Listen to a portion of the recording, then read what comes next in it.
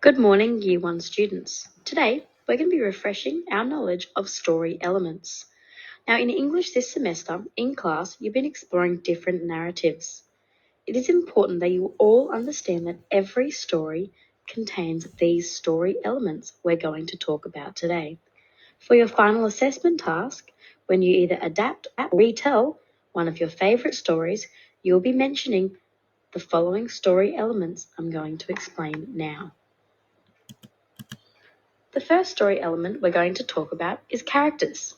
And characters are the people or animals that you meet in stories.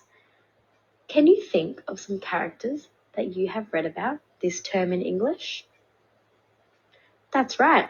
In Possum Magic, the characters are Grandma Poss and Hush.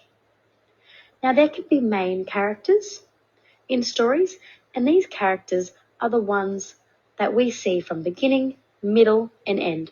And more likely than not, the main character is who the problem happens to. And we're following this character and feeling what they're feeling as we read. Now, often in stories, the author will explain to us through language or pictures what characters look like, what they're wearing, and how they're feeling. This is really important when we're looking into stories, that we know who our characters are, what they're doing, what they look like, and how they feel.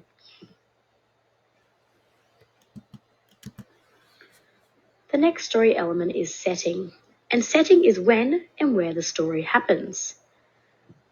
Often, we see when and where the story happens in the pictures, or sometimes the author will explain. For example, the author might start with one morning, and we will know that the story is happening in the morning.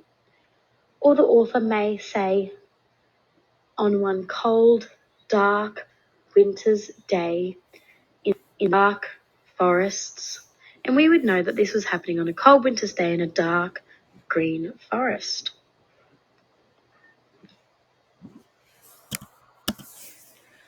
Plot. Plot is a tricky one for us all to understand, and we've looked at story maps.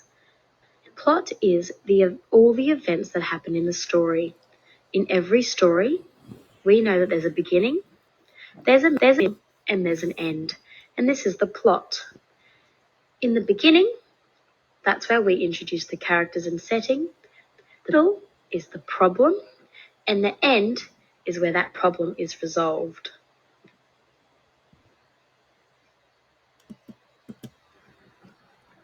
Moving on from plot, we talk about the problem. Now this is a story element.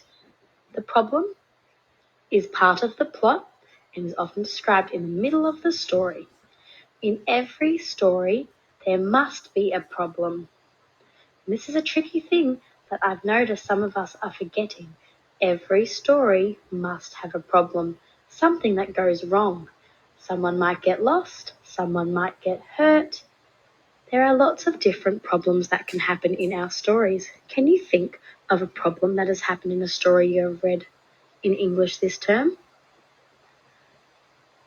That's right, I'm thinking of Possum Magic again. And the problem in that story is Hush is invisible and they can't remember the spell to bring him back to visible again.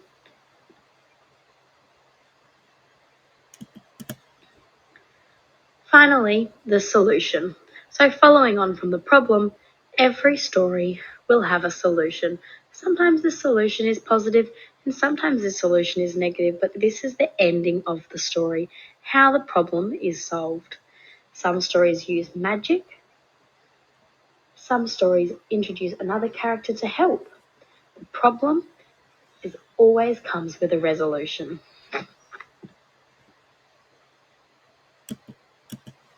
So, Year 1 students, I hope you have a better idea of all the different elements that every story will have. When you write your own story or retell a story you have read about in the next few weeks, you will remember to talk about the characters, setting, plot, problem, and solution, because these story elements are in every story. Thank you everyone for listening. and continue on the great work in English. Well done, Year 1.